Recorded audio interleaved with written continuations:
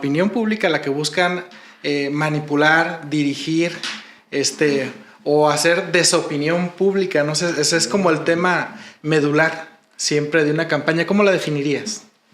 Mira, en la parte de encuestas nosotros le preguntamos a la gente cosas reales, pero lamentablemente hay muchas marcas que simplemente hacen fake polls, o sea, que se la pasan inventando datos y pues lo que nos afecta como sociedad a estar creyendo, si de por sí la gente no cree en los políticos, menos en las encuestas. Entonces, lo que es importante es que las personas indaguemos lo más profundo en internet, en redes sociales, con los candidatos, con quiénes son los perfiles, etcétera, y sobre todo en nuestra parte como marca, como empresa, que investiguen a las empresas qué tanta buena o mala reputación tienen.